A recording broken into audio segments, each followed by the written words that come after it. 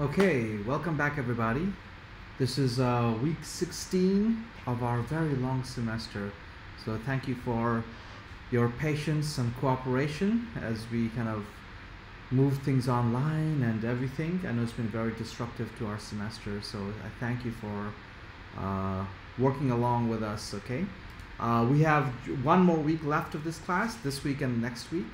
So, and I'm going to try to keep the last two sessions fairly light because I know that we've had a heavy semester and all of us are trying to adjust to things right now, okay? So this is week 16 and I'm going to talk about the last topic of this class. I'm going to do a very light topic compared to other semesters. I'm just going to touch upon the topic of structural equation modeling, and there'll be a bonus class next week which is just some fun programming concepts and some tips and advice for students who want to go into more data or business analytics or data science directions, some tools and things that you should equip yourself with. So I'll talk about that next week. All right. Today there will be just a light session on structural equation modeling. I'm not going to get too deep into it. I just want to give you a tool to play around with, and that will be it. Okay. So we'll try to keep these last two sessions fairly light and happy. And of course there's no exam in this class, so that should make us all very happy. All right. Okay. So I should have started streaming by now, so let me kind of get things started. Let me just share my screen here for those of you who are coming in live. Okay, great. All right, so week 16, let's try to apply some of the stuff that we did the last couple of weeks, and then we'll move on from there and see what we can do, okay? Give me 1 second before I do that, which is I want to just get my chat windows and everything. Good morning to everybody open so I can see if people have questions or concerns, okay? All right, so let's start with a couple of things from the homework from this previous week, okay? So one of the things was we went back to take a look at the security data set, and we'll play with that for one more week. One of the things we tried to do this time was to revisit the question of how many factors or how many components should we pull from this security data set, or could we pull according to PCA. So this is a dimensionality analysis, all right? So let's see, where is my security data set? It's right here. Oops, not this one. Let me go to this one. Okay, there we go. All right, so let me open my security data sets. If you remember from last week, we looked at the eigenvalues coming out of the security data set. There's how many dimensions? There was 18 dimensions to this. There was 18 questions. So this is a 18-dimensional data set, and we saw that PCA suggested if we follow the eigenvalues greater than 1 criteria to have about 3 components that we might want to pull from this data set. And that's what we looked at last week, and we also drew a scree plot of that last week, okay? And let me see if I can I gotta make my window a little bit bigger, otherwise it complains. Right. And so yes, so that's kind of the scree plot right there. And we took a look at 2 different criteria. One was eigenvalue greater than 1, which should be roughly greater than this dotted line here. So that suggests maybe 3 components. We also looked at this kind of elbow rule where we said, look, if all these components in the back end are fairly useless and they kind of form a straight line, slightly increasing from back to front, then where does this straight line kind of end? And this suggests that maybe also we should pick up to 3 components. Though some people may look at it more subjectively and say, look, I can draw a straight line through all of these things, and really the only thing that sticks out is the first component. So some people may look at this, eyeball it, and say 1 component. Some people may eyeball it and say 2 or 3 components. But then last week we looked at another criteria, which is we said, let's compare the PCA we're performing on this data set against PCA that we might conduct on just random noise. Random noise, but of the same size as this data set, okay? The same number of rows, the same number of columns. And the reason to do that is we want to know if this PCA2 is given just garbage, what would it pull out? How many components would it try to pull out of that garbage, out of that noise? And we should only be pulling out components that outperform the components that we pull out from just pure noise. All right. So we simulated, well, I wrote this function to kind of simulate some noise, and I set a seed and I replicated this about 1,000 times. So I replicated 1,000 noisy data sets of the same size as our original data set. And then and as part of the function, we also compute the eigenvalues coming out of each of those noisy data sets. All right. And then finally, we take the mean of the eigenvalues coming out of all of those, in this case, 1,000 data sets. All right. And so let me just draw that scree plot again. And all right. And so that here now shows in gray the eigenvalues coming out of pure noise. And you'll notice that even up to 10 or more principal components have eigenvalues greater than 1. About 9 or more have eigenvalues greater than 1. So clearly the eigenvalue greater than 1 criteria is not really that great a criteria, because even if we examined pure noise, we could very much get eigenvalues greater than 1 for a lot of them. All right. And so we ask the question, when does our scree plot of our actual data begin to outperform the noisy data? And it begins to outperform it somewhere between the second and the third eigenvalues. So we could look at this and say, let's just examine only 2 components. Some may look at this and say, well, the third, it's kind of a tie. It's kind of the same as what we're pulling out of the noise. All right. So this was an example of parallel analysis, and this gives us at least an objective way of asking how many components should we pull out of this. Of course, the eigenvalue greater than 1 criteria is objective to a certain degree. Looking at the scree plot could be somewhat objective, but there's still, with both of them, there's room to be unsure. But with this, we can kind of say, okay, the second eigenvalue that from our data set clearly outperforms, on average, noisy data sets. So let's just go with 2 components. All right. So at least in my run, maybe in your run, the third might have been above, might have been below. Out of curiosity, how many of you, when you ran this analysis, also got 2 principal components that performed better than the noise, but not 3? Can I just ask you to raise your hand? Virtually. So how many of you got, okay, so a few of you are reporting yes, that you indeed got 2, but not 3, right? Okay, great, thank you. All right, so yeah, almost a dozen of you or more are reporting this, all right? Okay, can I ask the other question now? How many of you got, because we're all using different computers, we're using different seeds, how many of you got 3 components to show up when you ran this analysis? Anybody? Nobody? Okay, great. So, oh, 1 person, yes. Okay, excellent. Okay, so maybe 1 person, but the vast majority of us got 2. And that's fine. It really depends on how many data sets did you simulate. It depends on what seed did you use. It depends on what computer were you running on. So, but the answer is roughly 2 to 3. All right, and the vast majority of us got 2. All right, good, thank you. So that is helpful for me to know also. All right, so that's okay. And we have a question. So I think we have a question. If you have a question, could you unmute yourself and ask? Is that a question? Or you can type it into the chat window. I'm not sure if somebody's still raising their hand about three components, or if they're okay. All right, let's move on. If anyone has a question, feel free to type it into the chat window. All right, great.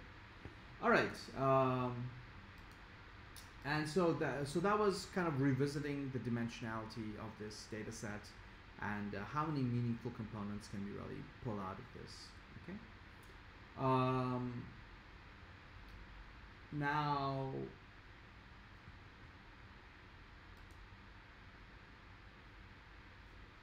one of the issues though with just stopping here is that if we just do this kind of parallel analysis and then examine the eigenvectors, it's actually pretty hard to interpret what these eigenvectors are telling us in terms of explaining what is the meaning of these dimensions. We noticed last week that the first principal component, all the questions seem to load seem to be weighted, if you look at this eigenvector, fairly equally, like about -0.22, -0.26, something like that. So the first principal component seems to capture an equal amount of all the items. So it's very hard to interpret what it means, because it means a little bit of all 18 items, right? The second principal component at least loads a little bit more heavily onto some of these questions than others, so it might be a little bit more interpretable. Okay, and the third principal component also loads a little bit more heavily on certain items than on others, so it might be a little bit more interpretable. But the problem is the principal component that has the most meaning in our data set is very hard to interpret if we just look at eigenvectors. All right.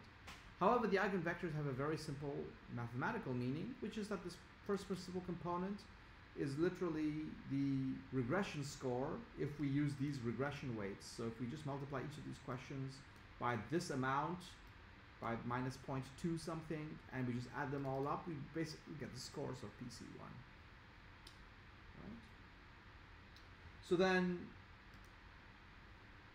last week we were asking, how can we interpret principal components a little bit more clearly if eigenvectors are actually difficult to interpret? So we did a couple of things. First, instead of looking at eigenvectors, we looked at loadings, all right? And the transformation from eigenvectors to loadings is pretty simple. You can look at the formula from last week.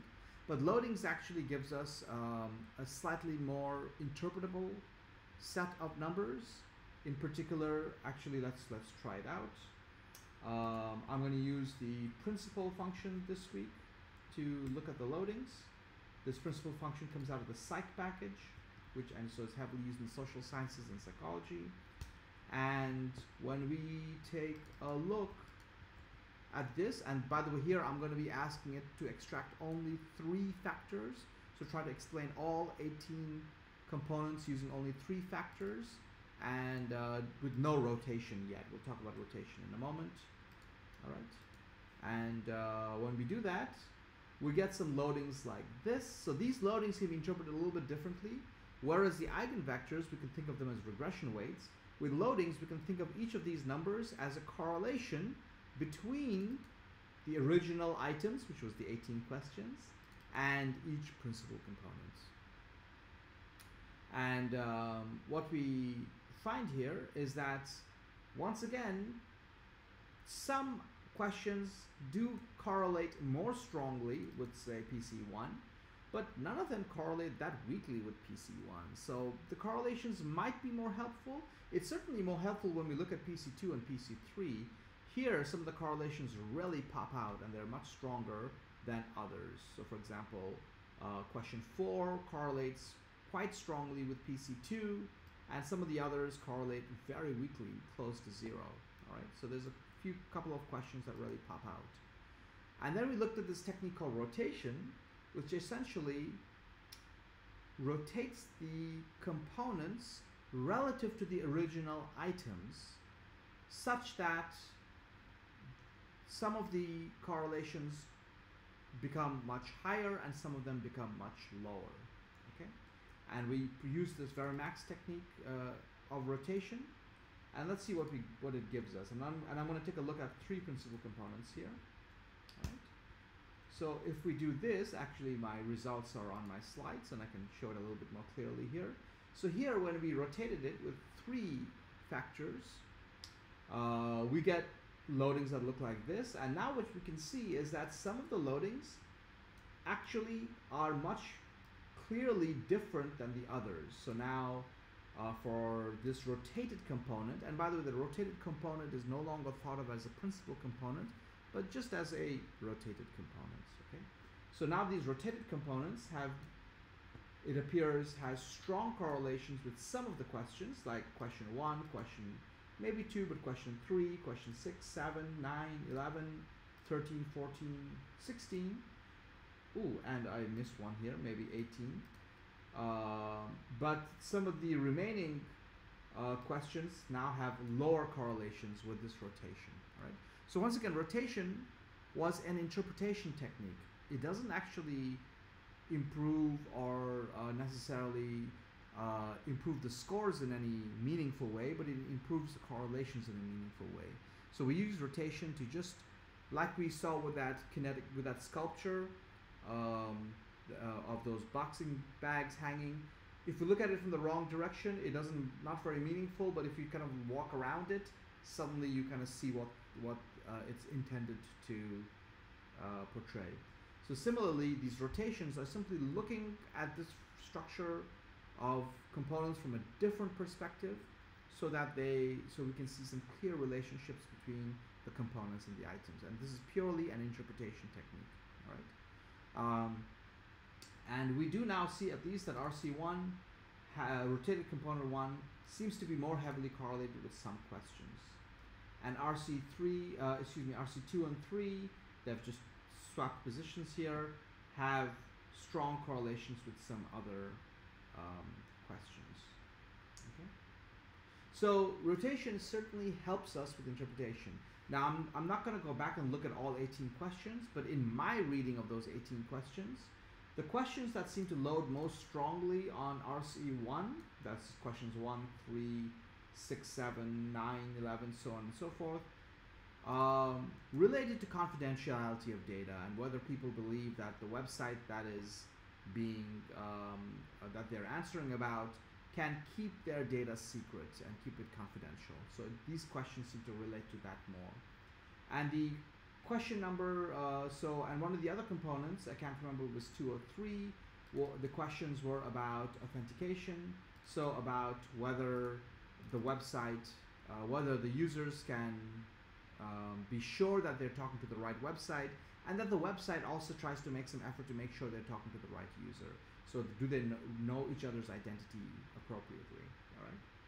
And one of the remaining components, I think it was RC3, the questions were more about can we ensure that any transactions that take place with the website, that neither the website nor me can deny that we actually conducted these transactions later.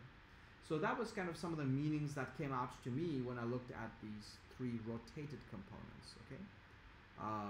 So this is a really good question here. Riley's asking, why do the RCs change order? Like instead of 1, 2, 3, was it 1, 3, 2 now?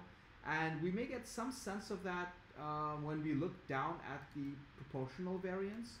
Once we've rotated the components, we find that component 3, the rotated component 3, actually captures a little bit more variance than rotated component 2. All right. So a couple of things to be careful about here. One is the rotated components are not the principal components, so we cannot say that our interpretations of the rotated components are the same as interpretations of the principal components. No, they're not. We cannot really interpret the principal components. But once we twist them around, we can come up with some new interpretations given these new rotated components. And the interpretations are kind of, my interpretations are written out here. And Raleigh's asking, well, why do they switch order? They switched order because once we rotated them, it also seems to be that the third component, the third rotated component, now matches the original items a little bit more strongly than the second component. So it explains a little bit more variance than the second components. All right. So from an interpretation point of view, the third component is now seeming to be a little bit more important than the second component. Okay. So the Raleigh, that's why it changed order here. Right. So the first rotated component is still the most important. The third now seems to be the second most important, and the second component is the third most important. Okay. Cumulatively, though, I believe cumulatively they still, the three components rotated explain the same amount of variance as the three unrotated principal components. All right. So cumulatively, the amount of variance explained is still the same. Yeah, so my results appear to be a little bit different than in R. Gil's asked me why my results different than what I'm showing in RStudio, because in RStudio what I ran was actually the unrotated principal components, so without rotation.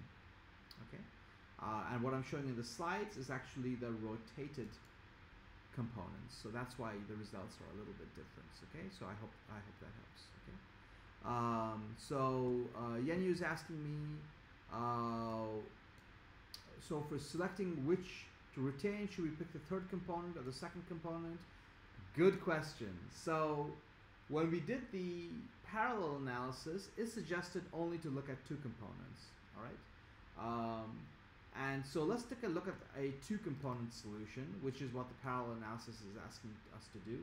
And we can run that by simply running the principal function on the security data set and asking to extract only two components using, in this case, Varimax rotation.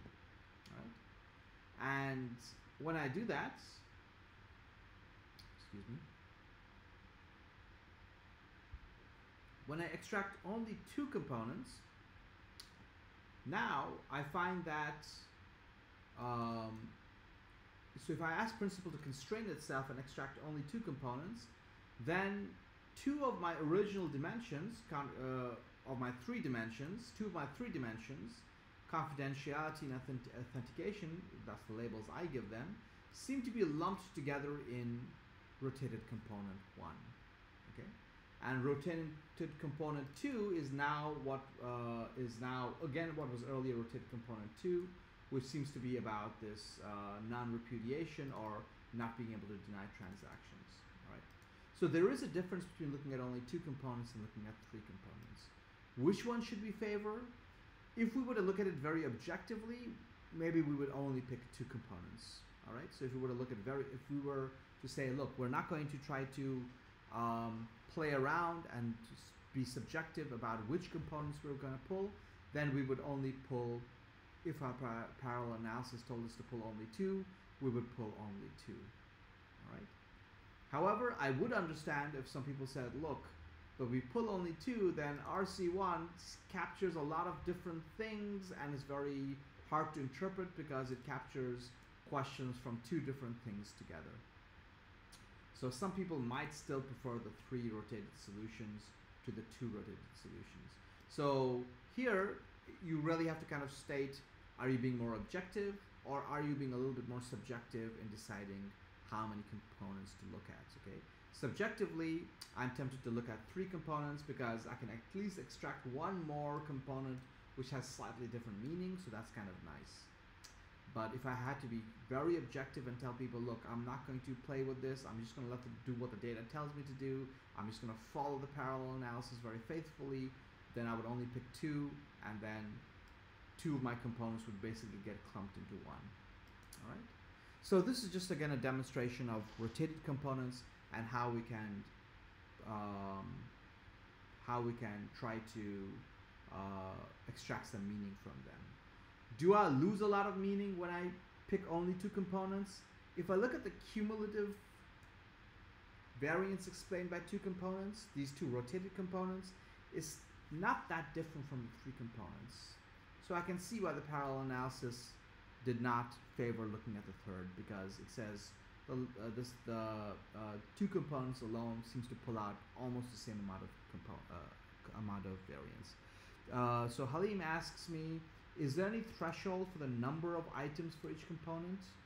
No, there isn't, Halim. There really isn't any particular threshold for how many items we should look at for each component. If many of them explain the same thing, they will be explained by the same components. All right. Oh, I see. So maybe Metab's point is helping out a little bit. So he's asking, Should we be looking at loadings of 0.7 or higher? Is that what we should be looking at? So that was actually one of the criteria for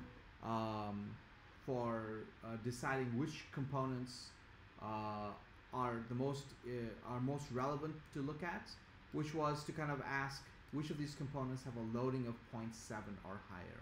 Okay, and again, the meaning of 0.7 or higher is simply that it implies that the variance explained for this item by this component is more than 50% of its variance if its correlation is 0.7 or higher. Okay, so maybe that answers Halim's question. If you did want to say, look, for example, if I looked at two components, which of these items should I be looking at more than, if I had to kind of down select from some of these items to a fewer set, then maybe we could just look at the items with loadings of 0.7 or higher. Certainly that could be one more objective way of doing it. All right. All right. Okay, so that's a demonstration, and I don't want to get too much deeper into this. If you're interested in this kind of thing, then I would really suggest to you to take a class on multivariate statistics that covers principal components, because they'll talk not only about these kind of things, but they'll talk about all other kinds of rotations that are also available that actually can help interpretation even more. I've chosen Varimax because it's a fairly conservative form of rotation, such that even the rotated components are 90 degrees to each other and so have completely unique meaning from each other. There's other types of rotation that allow the components to actually share meaning with each other a little bit more, so they're no longer orthogonal, and it allows for even better interpretation, but it relaxes a lot of the statistical constraints. But I'm not going to get into those in this class. I do suggest, if you're interested in this kind of thing, to take more classes in multivariate statistics that particularly cover principal components analysis. All right, but I hope this is kind of a gentle introduction to the topic. All right. Another thing, by the way, that we can look at was the communality, which is this h squared column, and we notice that for some of these items, the communality tells us how much of this item is explained by the components we have pulled.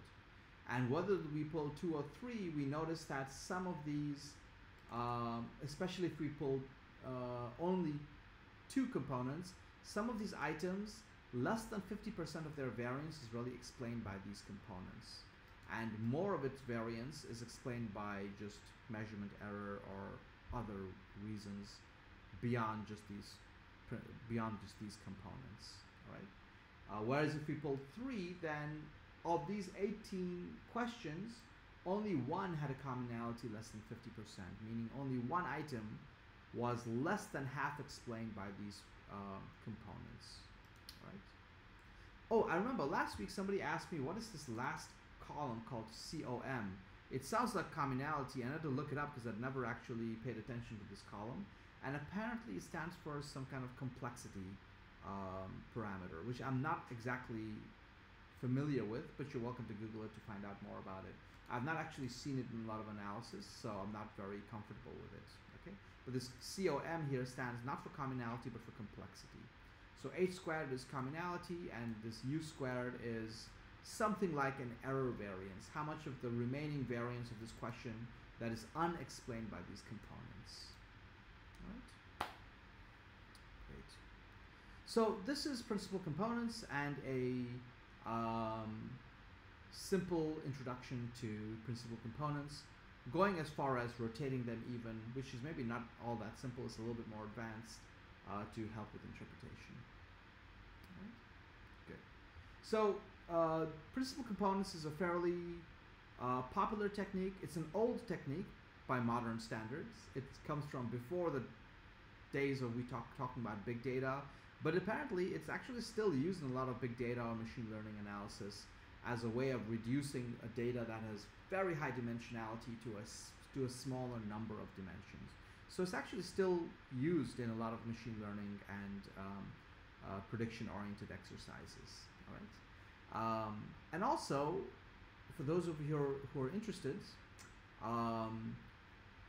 principal components and a related technique, actually another way of extracting principal components called singular value decomposition, is perhaps still to this day in some contexts used to extract features for a lot of machine learning operations. Maybe not for very high-end machine learning, but for many simple machine learning operations. And in fact, if you kind of just go, let me just try this. Let me just open up my browser. And if I search for, this is kind of a interesting and scary exercise. If you, I'm just going to move this to another window. Okay. If you search for example, the word eigenfaces and image recognition, or let's say face recognition,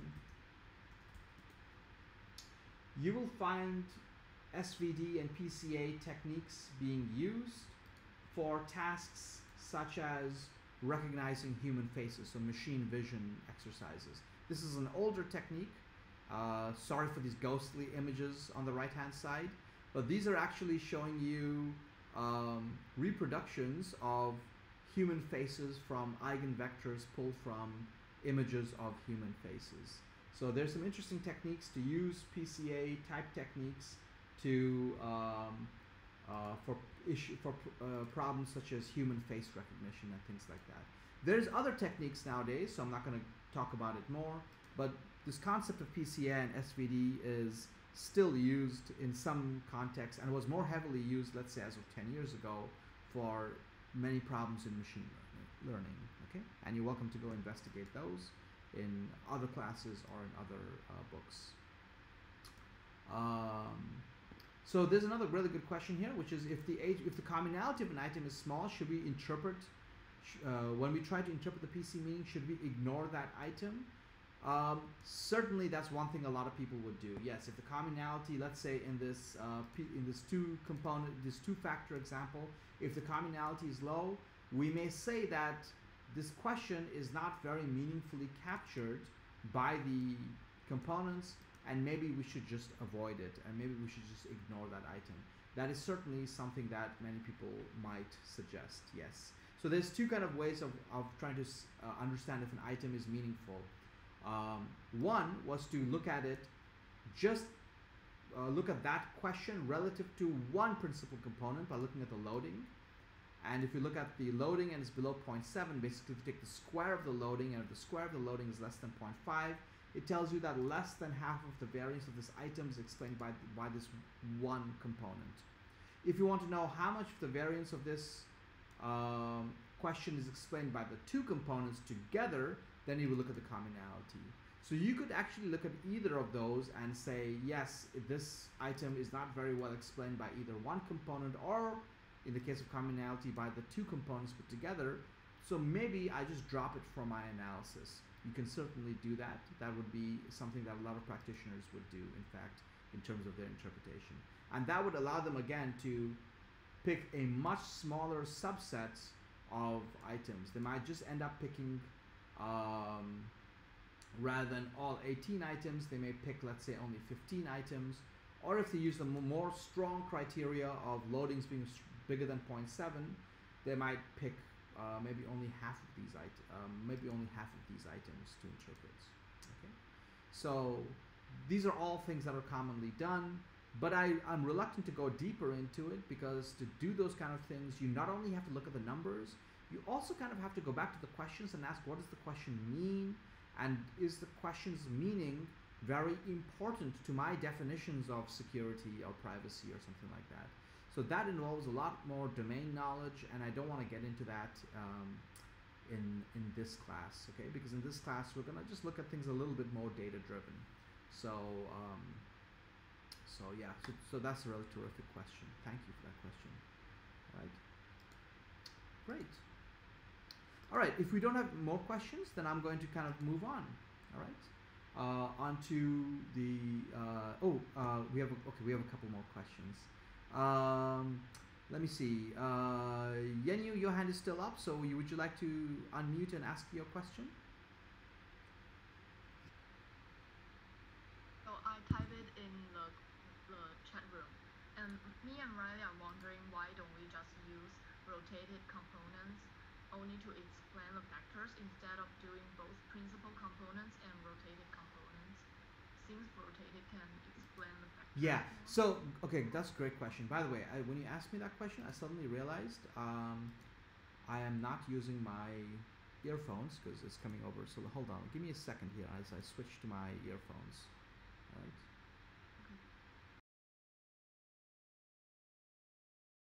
As you can see, I should have switched my earphones now. Not very Oh, okay. Okay.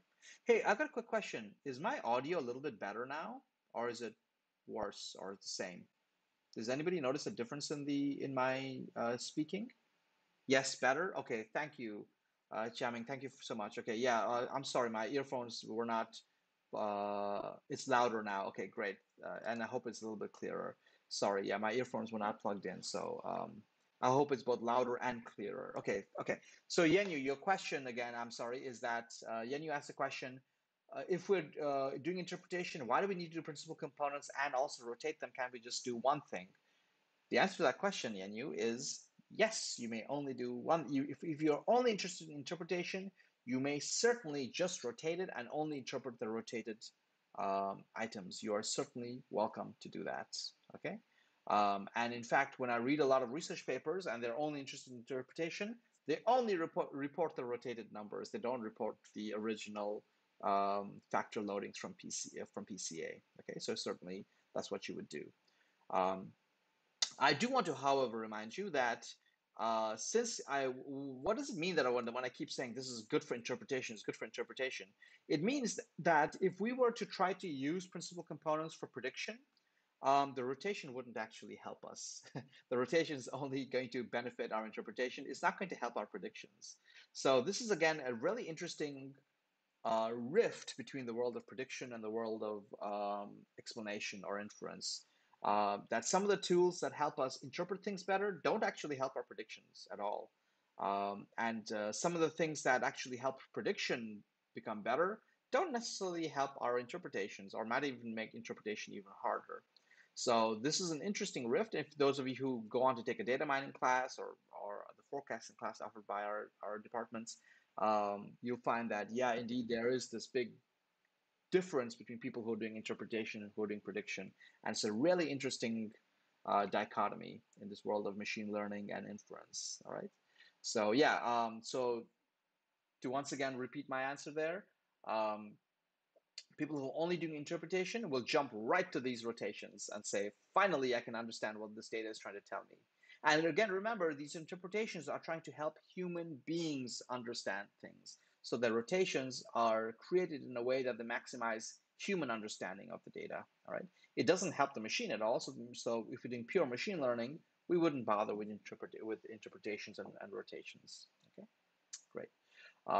But it does bring us to the important point that even in very advanced machine learning techniques today, such as deep learning, people are still struggling to come up with ways to interpret what those techniques are actually doing and telling them. So that this is still an issue and a debate that goes on even with other techniques, not just PCA, which is a relatively older technique than a lot of modern machine learning techniques, okay? So it's still a debate that we have in the world of data science. Okay, great. Thank you so much. All right, so let's move on then. So I want to kind of wrap up a little discussion that I started a couple of weeks ago and that I keep touching upon about the difference between these two types of measurement. And what I mentioned was, for example, when we do PCA and we examine the eigenvectors are really just weights that tell us how to add these items together to create a composite principal component score, for example. All right. So that was a composite worldview of, let's just take these weights, let's just take the items we've measured, the things we've measured, let's just add them up in some weighted form and come up with a score. Good enough. Now we have something that captures the variance of all these items. All right. And then I contrasted it with this factor worldview where we say, what if it's the other way around? What if the items we're measuring are really come after the construct that's in our head. So what if the construct we're really interested in is something that causes these items to happen? So if that's the case, then maybe just adding up these items is not the way to go, because we would end up with a composite score, which doesn't really care about which came first, the concept or the items. So when we're very interested in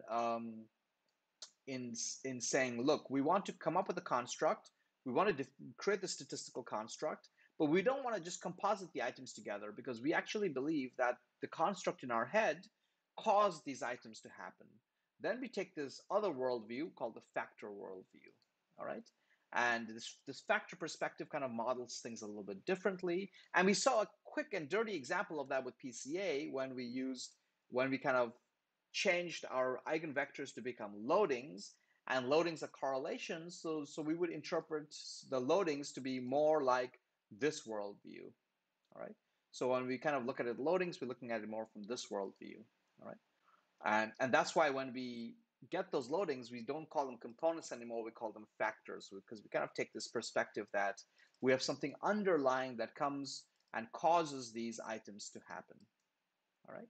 So again, these are two competing ways of interpreting data: this composite view and this factor view. And it's kind of funny to me that especially when we look in social sciences and management, psychology, sociology, there's a lot of really religious arguments about which worldview is correct and when we should take which. And I'm not going to get into all those arguments, except to say that there's some interesting statistical differences between them. And I just want to kind of explain some of those statistical differences.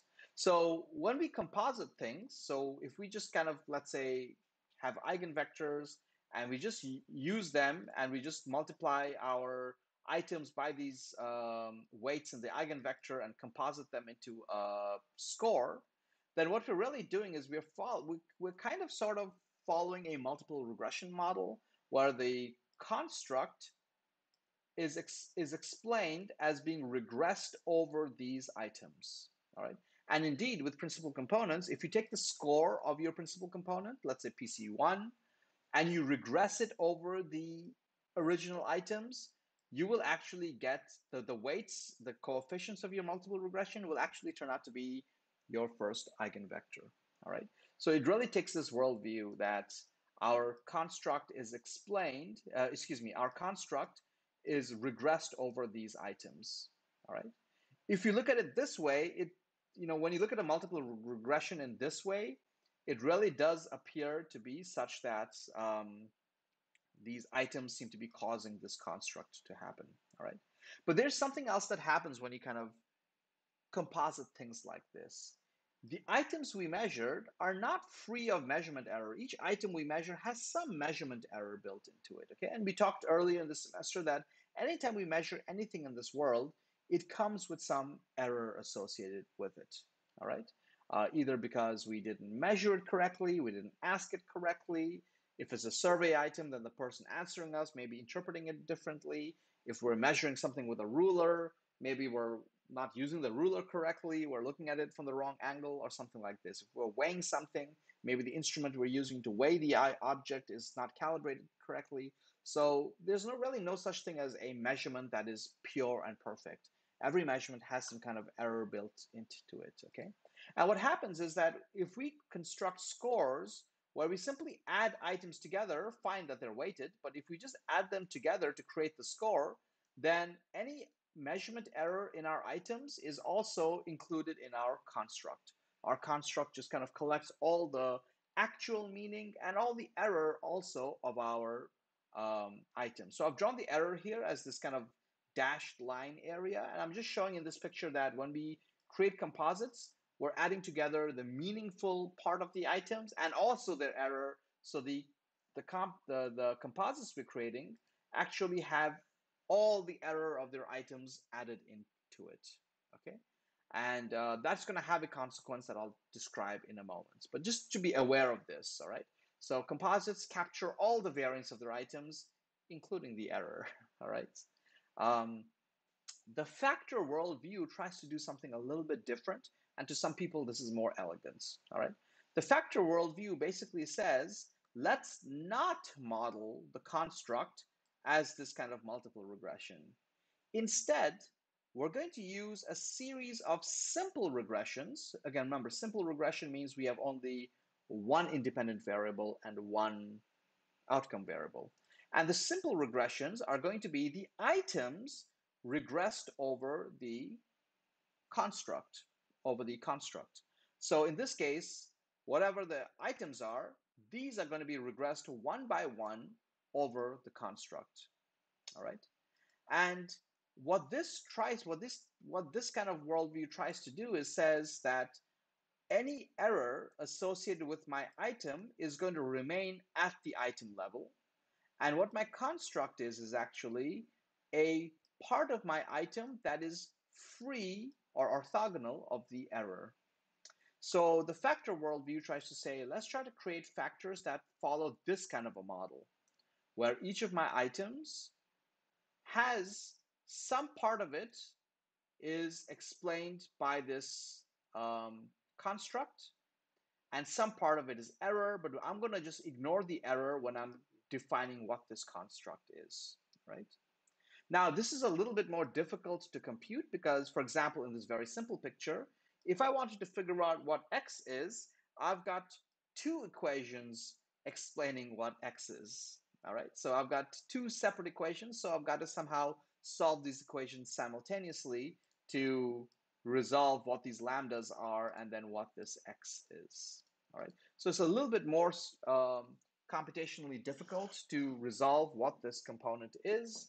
But if you follow the story and you accept this story, then this factor worldview is really giving you factors which only capture the common variance of the items, the variance that is common between the items, and it ignores the variance that is not common between these items. All right. So let me try to explain this in one more time using both these pictures on the right-hand side. So the factor worldview is saying that each of these items is explained by two things. For example, let's say we're interested in, let's say we have measured some feedback from customers. For example, a customer has come to our shop and to our online, let's say an e-commerce shop. So customers come and we ask them, hey, did you enjoy shopping at our website? Like, give us a rating from 1 to 5. You see that a lot when you go to, for example, when you use apps on a mobile store, they often ask you, please give us a rating, all right? So that's some kind of customer feedback. We can get a number from, let's say, 1 to 5 or 1 to 7 or something like this. We can also just measure how often does a customer use our app or come to our e-commerce shop, okay? So these are two things we're measuring, but what we're really interested in is the customer satisfied with our service, our mobile app, whatever it is, all right? If we take this factor worldview, what we can do is we can say that the feedback that the customer gives us is because of two things. One is the satisfaction that they feel, but the response they give us may be due to other reasons other than the satisfaction, some unique reason that makes them give me 3 stars or 5 stars or something like that. Similarly, how much they use my app may be due to customers, their satisfaction with my, let's say, app. But some amount of why they're using my app may be for reasons other than satisfaction. Maybe they just have to use my app to get their job done or to do something that they need to do. So what we say is each of these items is explained by some specific explanation. So what this E1 here is a kind of error, but it's not just error as a noise, it's actually an explanation of customer feedback that is different than, that is completely orthogonal to their satisfaction. Similarly, in this picture here, E2 is an explanation of why they use, in fact, E2 is all the explanations of why they keep using this app that is orthogonal to how satisfied they are with this app, okay? And that's what these equations are telling us as well. If you remember, in a regression, the error component is orthogonal to the rest of the regression, all right? And we use that in some interesting ways over the semester to do orthogonalization of interactions and things like that. But the error term in a regression is orthogonal and unrelated to, it has a zero correlation with the main term, with all the main terms. In this case, we have only one main term. So that's how we would model this. That's how we would model this picture. That's why we would model this picture as two simple regressions. It's saying that each of these items is explained by something that it has in common with the other item, but each of these items also has their own unique error. I should have written E1, E2 here, excuse me for that, okay? So each of these is also explained by their own unique error. So this is the factor worldview. So what difference does it make, composite factor? Why do we care? Well, we care for the following reason. One of the things we try to do with constructs, and so far the only thing we've tried to do with these constructs, is just to try to interpret them. What do they mean? What are they? Okay. But moving on, there's something else we can do with constructs that becomes really powerful. And that something else is we can try to relate constructs with other constructs. We can take one construct, for now I'm just going to call it y, and we can say, how is it related to this other construct called x? Okay. And for example, if we have scores of these two constructs, let's say they're composites, the top picture is composites, let's say they're composites, we could just regress construct y over the scores of construct x. We could make a very simple regression between them, for example. All right. So in the picture above, we could get construct scores, and we could just kind of regress two constructs against each other. All right. So essentially what we can do, we call this a structural model, meaning we're taking constructs and we're asking, what is the relationship between my constructs? All right. And the interesting thing is each of these constructs is defined by multiple items, but we don't want to look at, like let's say in this simple picture, we have two constructs, each explained by two items. If we were to just examine the items, we would have to, I don't know, we'd have to do a whole bunch of regressions, like this item regressed over these two items, this item regressed over these two items. We'd have to do a whole bunch of separate regressions. Instead, if we can just create composite scores, we can just do one regression. We can just regress this construct over this construct, all right? And that's what people try to do with constructs at the end of the day. We try to actually look at the relationships between the constructs rather than all the relationships between all the items, because it'll be very busy and very messy to examine all the items against each other. It's much nicer and easier if we can collapse our items into constructs and just examine the relationships between the constructs, okay? And when we talk about relationships between constructs, we call these structural models. What we've done so far is sometimes called measurement models, because we've really been debating how to measure these constructs. But now, when we talk about the relationship between constructs, we're talking about structural models. All right. So this is another more advanced type of modeling. We can still use techniques like regression if we want to. So for example, we could take a construct called y and regress it over a construct called x. There's some intercept, there's some error. Fine. Okay. So this is called structural modeling. Right? So we're looking at relationships at a higher level, not from the items we have measured, but from the constructs we're trying to derive from these items. All right. So these are structural models. Great. But now the debate comes, fine, you want to do structural models, that's great, but are you going to model your constructs as composites, or are you going to model them as factors, right? And this is where scientists get into very heated debates, surprisingly heated debates, about which technique to use, all right? Why does it make a difference? It makes a difference for the following reason. If we model our constructs as composites, then, as you can see in this picture, as I've tried to demonstrate in this picture, this construct called y, it not only has the common variance between its items, it also has all of the error variance of its items. So it's a very messy variable. It's a variable with all the information of its items, the meaningful common part of its items, and also the measurement noise of its items, all right?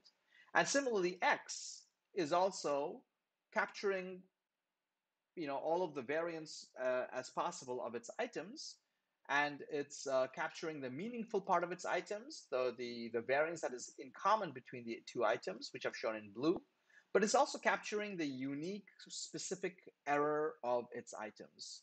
So X and Y are trying to capture everything about their respective items when we do composites. And the reason that's sometimes problematic is now when we regress Y over X,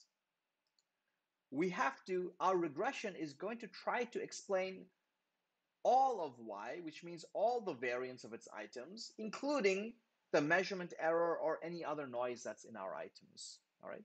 So doing structural models with composites is messy for this reason. The mathematics is much easier, but it's a little bit messier in terms of the structural model, because now a structural model has to explain the noise of Y.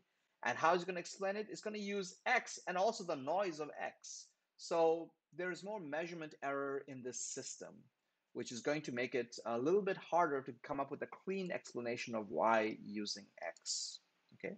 And that's just the nature of composite structural models, okay? In contrast, if we were to model our variables as factors, then a nice thing about factors is each factor only captures the common variance between its items, and it ignores the unique variance of each of its items. Okay, so similarly for Y, it's going to capture the variance that's in common between its two items, and it's going to ignore the unique variances of its items, the specific explanations of its items. And now what happens is if we regress this factor Y over this factor X, we can come up with a regression coefficient that is cleanly explaining Y without its errors, and is using X without its errors, all right? So it's a much cleaner story, and when we do it, we're probably going to get a better R-squared. We're probably going to get a smaller standard error of this beta. This regression coefficient is going to be much cleaner. It's going to have thinner confidence intervals. It's going to be more significance, basically, all right? So for this reason, a lot of people who are doing structural models prefer this factor worldview, because at the end of the day, they want to say, you know what, let's just ignore all the specific errors, the specific explanations. Let's ignore all the error part of our items. And again, I'm reluctant to call it error, because really what it is all the explanations of its items that is not in common with its other items, all right? So this is the factor worldview,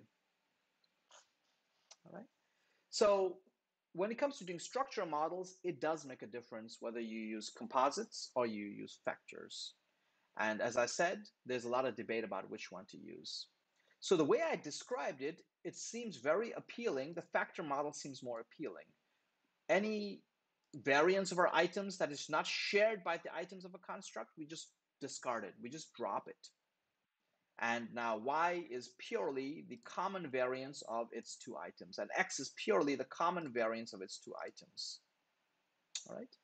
And what we're going to end up with is with a better R-squares. We're going to probably end up with standard errors of our structural regression, which are much tighter and cleaner. So everything seems to be much more appealing from this view. There is a downside to the factor model, though. There's a couple of downsides. One is it's actually much harder to estimate. It's cleaner, but it's much harder to estimate. And I'm not going to get into how to estimate it, because I want to keep this last homework-laden lecture a little easy. There's a downside, however, which is so the upside that I've explained so far is if you're trying to explain Y using X, the factor worldview is really nice. What if you're trying to predict Y using X? If you're trying to predict Y, then actually using all the variance in your system that your items give you, including their error variance, is actually going to give you slightly better predictions. And we haven't talked about predictions in this class, but for those of you who are interested in predictive modeling, composite modeling actually sometimes makes more sense from a predictive point of view, simply because it's going to use all the variances, all the item variances that it has, okay? So that's just something I want to mention about why composite models are still used sometimes to this day. So people who really like explanation, they prefer factor worldview. People who are just more interested in predicting the outcomes, they're often interested more in this composite view, all right? So these are just two different worldviews, and they're competing, and scientists are always arguing about which one to use. And I try not to get into those arguments. My basic thing at the end of the day is if you're only interested in interpretation and explanation, the factor worldview is fantastic. If you're trying to predict y and say, given this x, what y should I get, then maybe the composite worldview will help you a little bit more, okay? But I won't get more into that. All right, great. So structural models, trying to explain the relationship between constructs. It does make a little bit of a difference here if you're using composites or if you're using common factors. That's the big picture that I want to kind of explain here. Anybody have any bothering doubts or issues that you would like to ask me?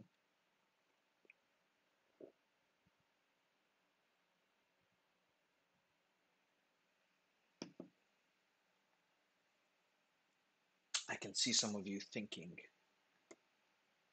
All right, that's cool.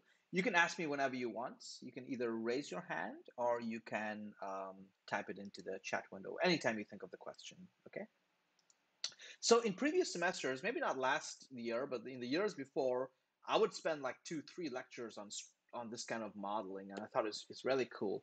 But I do realize we're coming to the end of a semester, and it's we've had a very tough semester, so I'm going to try to keep this very light.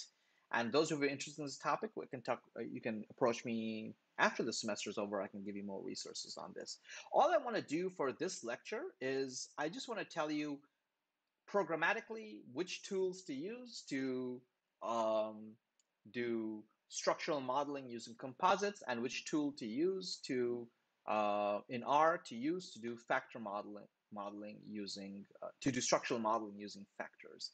That's all I want to do, and I want to give you a simple homework assignment where I'm going to ask you to kind of model things as composites, model things as factors, and then and just kind of take a look at the results. Something light. All right. All right. Now I'm going to just reuse this security data set again for this last homework. And essentially, we're going to try to create a kind of structural model from some of the items we have measured. All right. And what I'm going to do this week is I'm going to give you, I think, more data. So we're not going to just look at security. We're going to look at several different issues. Okay. So essentially, we're going to try to draw a story like this. So let's take some kind of e-commerce store. This data is from consumers of an e-commerce store. So let's say that these customers of this e-commerce store, we want to kind of explain two things.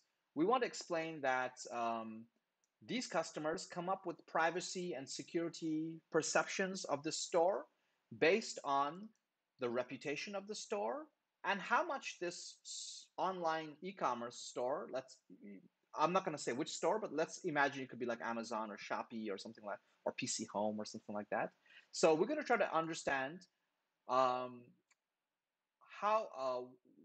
first of all, how do people perceive that this store is kind of guarantees their privacy? So for example, we'll measure their security and privacy perceptions using some measurement items like the following. For example, we ask customers to tell us on a scale of 1 to 7, does this site never sells my personal information to other companies? This site devotes time and effort to prevent unauthorized access to my information, all right?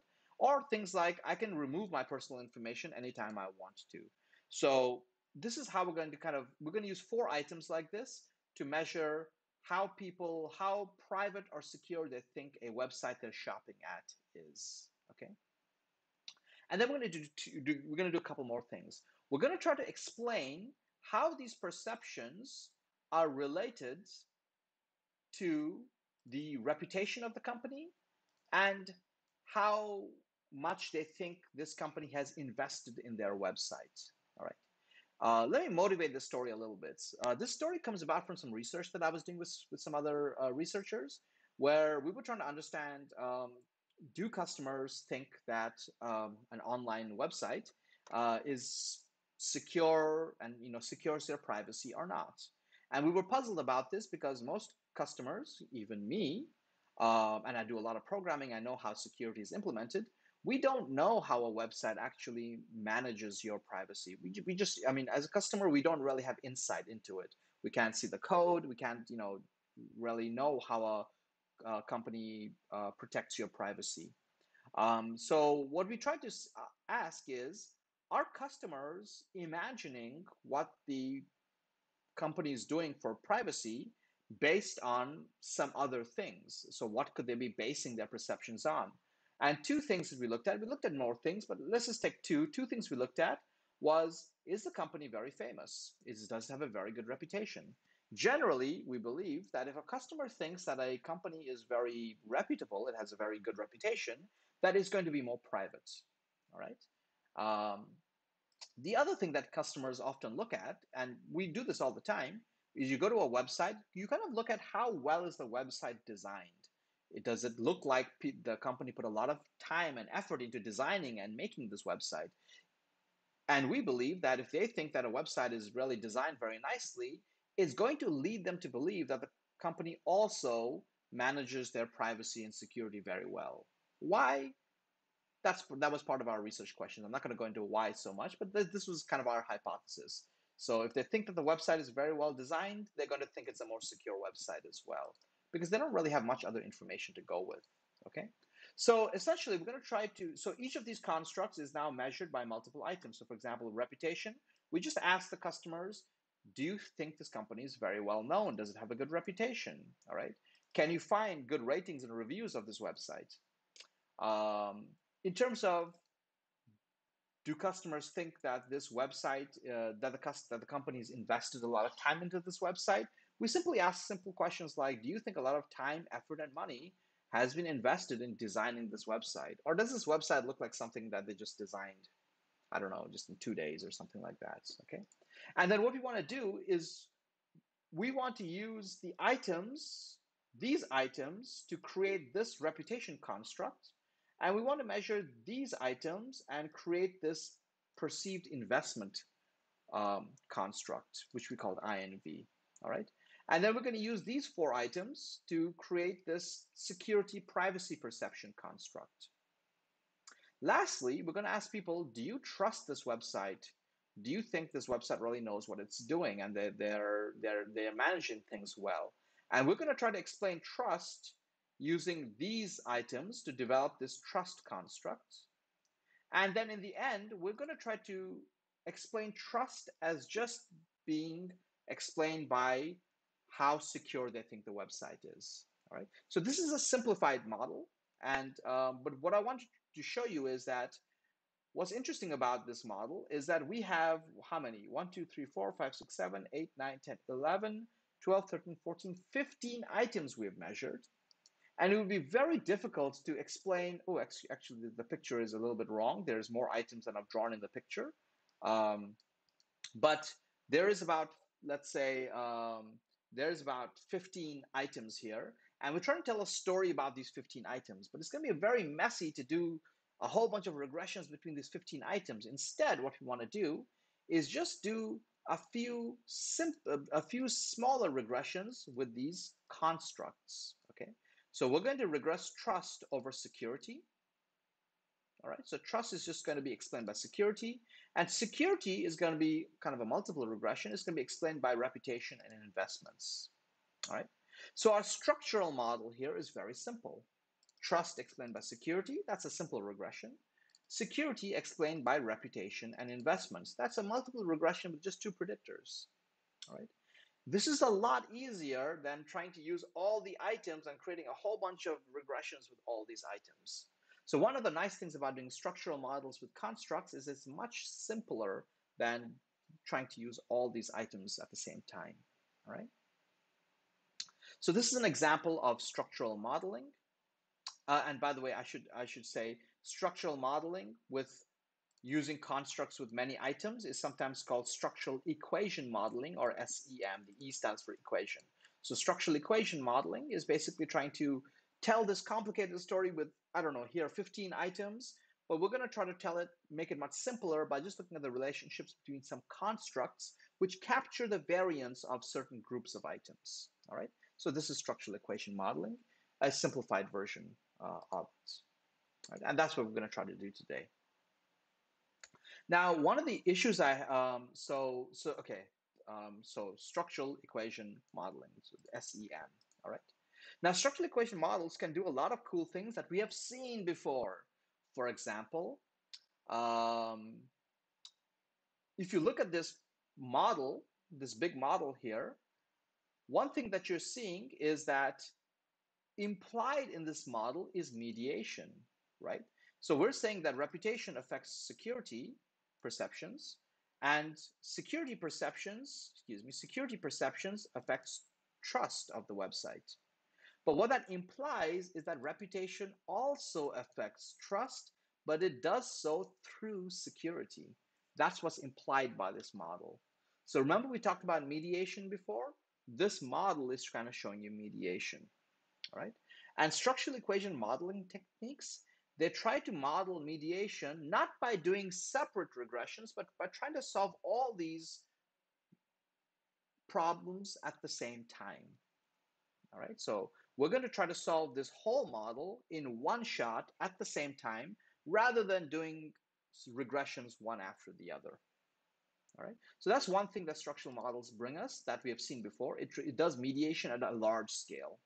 All right, similarly, perceived investment in a website is also indirectly affecting trust through security. So once again, we have mediation in the story.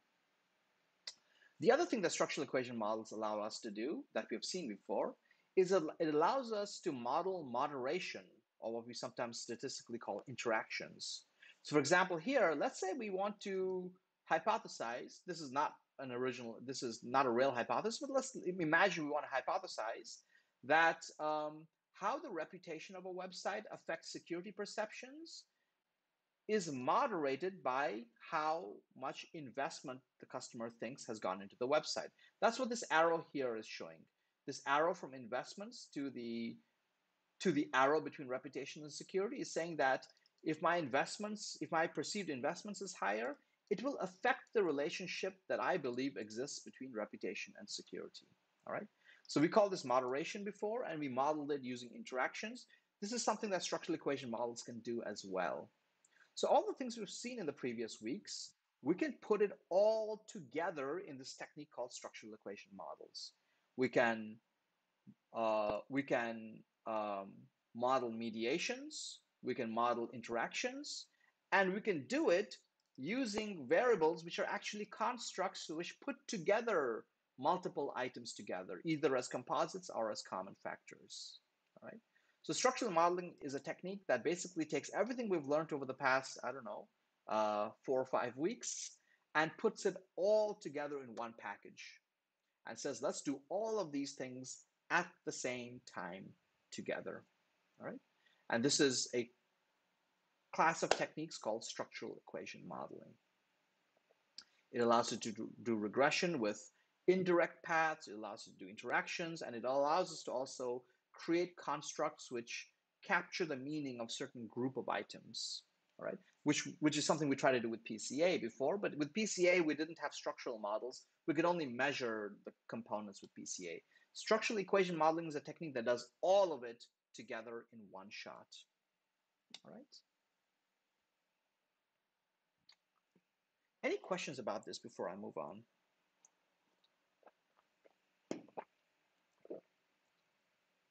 All right. So this last lecture is going to be today's lecture, or the remaining half of this lecture is really going to be about structural equation modeling. And I'm not going to get deeper into it because I do want to keep it light and I want to end this semester on a relatively good note, okay?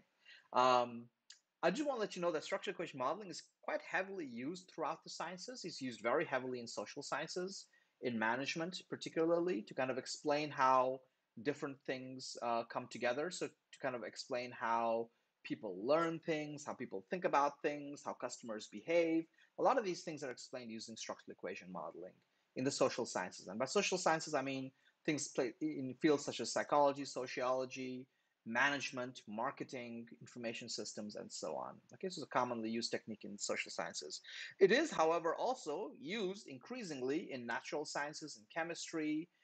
I don't fully understand this model. I just pulled it up off online from some article. So in this model, we're trying to explain how the topography of a terrain, meaning how a certain geographic location's elevation, slope, and other things about a geographic location affects the chemistry of the soil.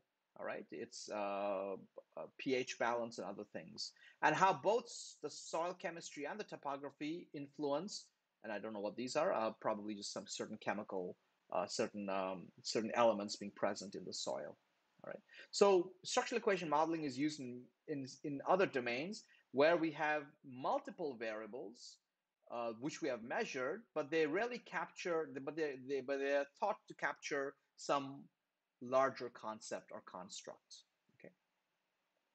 Similarly, it's used in life sciences, for different techniques in learning and other things in some neuroscience related fields and things like that. Okay, so structural equation modeling is a class of techniques that's used whenever we have these very complex models where we have measured a whole bunch of things, and but we believe that they kind of underlying they are explained by a smaller subset of constructs, and we want to model the relationships between these constructs. Okay, so this is structural equation modeling. Is used in a whole bunch of different fields. Okay, what else do I want to say? So I just want to show you how to use software to kind of create these models and to kind of get insight out of these models. If for any of you, you're doing research or you're going to a place that's going to use structural equation modeling, then I suggest you go take a class that actually teaches this in much more detail. There's classes that talk about structural equation modeling for the whole semester, but not in this class. I'm just going to just briefly touch upon how to estimate them using R. Okay. Okay. And actually, essentially, I'll say that there's two types of structural equation modeling.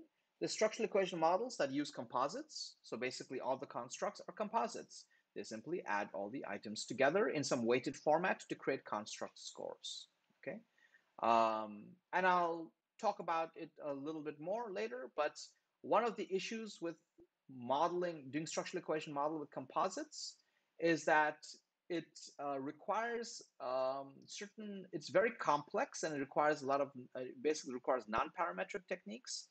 What that essentially means is we can estimate, for example, the betas between, excuse me, I've got a mistake here. This should be x2. Between x1 and x2 and y, we can come up with these beta coefficients, but we cannot come up with standard errors and p-values and t-values and stuff like that. If we want to come up with standard errors and gauge the significance of these coefficients, we have to use bootstrapping. It's the only way to do structural equation modeling with composites. Okay, so unfortunately, we have to go back to bootstrapping here.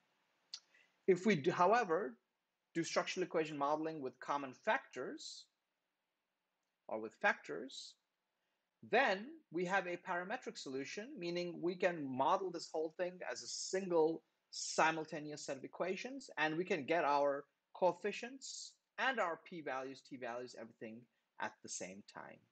All right. So depending whether you're doing modeling with composites or you're modeling with common factors, structural equation modeling has to use different techniques. Okay. The most common technique for doing structural equation modeling with composites is called, it's a very big word, it's called partial least squares with path modeling. Excuse me, partial least squares path modeling. I'm just going to call it PLS or PLS-PM. Okay. The technique to do structural equation modeling with common factors, this is called covariance-based structural equation modeling. Covariance because essentially we can solve all these parameters like the betas and their t-values and p-values just using the covariance matrix of all the items. Okay. So this is called covariance-based structural equation modeling. I'm just going to call it CBSEM, CBSEM. Okay, so structural equation modeling with composites, we're going to use a technique called PLS. There's other techniques as well, but PLS is the most commonly used technique. And structural equation modeling with factors, we're going to use a technique called CBSEM. All right, great. And what technique and what software are we going to use? Well, I would like to use R. And in fact, in previous years, like until 2 years ago, I had a very difficult time teaching this topic because there was a lot of options. Like if you wanted to do PLS, which means structural equation modeling with composites, there was a whole bunch of R packages out there that allowed you to do structural equation modeling with using this technique called PLS. However, the problem with a lot of these R packages was that the code was really, really ugly. Like you had to define all these weird matrices and then, like define like a whole bunch of different matrices and then like put it all together. And it was very, very complicated and students hated it. All right. And for some time, I just switched to using some commercial software like Smart PLS. It's a commercial software that does structural equation modeling for composites using this PLS technique. All right. However, it's not free. It is easy to use, but it's not free. I think students can use it for free for like a few months. Okay. For structural equation modeling with common factors, the CBSEM technique, there's again some R packages out there, but they're not very friendly. You have to, again, define a whole bunch of really busy equations, and it gets kind of really messy. And students weren't very happy with the tool. There is some commercial software like Amos. It's a plugin for SPSS. You've got to pay for it. It's not free. So there were several different options. Okay, and for several years, I struggled very much to try to teach this technique. And I talked to other professors in other schools, and they said, "Yeah, we have the same problem. We have these R packages that are very hard to use, and then we have these commercial packages which are expensive, and students don't want to pay for it. What can we do? Sucks to be us." Okay. And then after a while, I got to thinking. I thought, wait a minute. I'm teaching this class called BACS where we basically teach how to do computation. And I thought, why don't we just write our own R package that can do not just PLS, but can do CBSEM as well. And we can put them both into the same package, and we can just make it easier to use than these other packages. And that was an interesting journey that I want to share with you. So essentially, that journey began, let me see if I can go to the next slide, back in 2016. And a student from this class, one of you guys, his name is Juan, and he was an IMBA student in our school. And he sat down and he started just trying to like code these things together and try to implement this PLS and CBSEM, particularly PLS packages together, code together. And we created our own little package called Seminar, or SEM, in R. So that was a few years ago. That was almost 4 or 5 years ago. We started developing this package, and then a few years ago, in 2018, we finally published it. We put it on CRAN so everyone could install it and start using it. Just a couple of years ago, we kind of integrated PLS and CBSEM into the same package. So another student from BACS, Nicholas, he worked with me. This is my favorite picture of me. This is me with a beard, long time ago. All right, and we kind of put this online, and we put it on CRAN, and we started using it for not only our teaching but our research as well. So we started doing new research using this seminar package, and we started teaching BACS as of 2 or 3 years ago. I think 3 years ago we started teaching BACS using the seminar package. And then something really strange happened that got me really excited. We started getting emails from all around the world, from Asia, from Europe, from Latin America, from North America. And we quickly found that students and professors all around the world were using this package. And we were really stoked. That's really amazing. And we knew this because a lot of students were emailing us with homework problems and saying, "Hey, my professor gave me this structural equation modeling problem, and can you help me to use this package to solve it?" And we got excited about that. And then professors started calling us and saying, "Hey, I want to switch over to this package. How do we use it?" So as of, I would say, 1.5 to 2 years, this package is being used increasingly by universities all around the world, and we're really excited about this.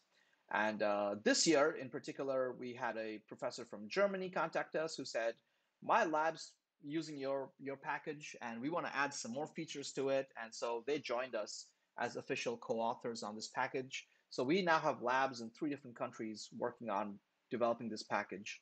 And so structural equation modeling is increasingly in universities taught using our package. So I'm very excited about this because this is a product that came out of the BACS class. So students like you actually developed it, and now students all around the world are suffering using this package thanks to you guys. Okay, so, and I hope more students who do this class join us in extending this package in future years as well. All right, so here we are with seminar, and I'm going to take a short break, and when we come back from the break, we're going to try to take a look at how to use this package. And I'm not going to go into the depths of how SCM works because I think only not so many of you will necessarily use it later, and those of you who will use it, you can go take other classes to get really into depth about how to model things with SCM. Okay. Before I go, I want to take a quick poll. How many of you think I should keep a beard, and how many of you think I shouldn't keep a beard? That's my question. Okay, so let's have a vote. Right? Not beard. Okay. So great. So let's take a vote. How many of you think I should keep a beard? I think I look better with a beard. You can see me without a beard right now. You can see a picture of me with a beard. How many of you think I should keep a beard? Let's have a vote. So 5, 6. It's about a few of you like it. One of you loves it. All right. Okay. Okay. So we have about half a dozen. We have about half a dozen votes.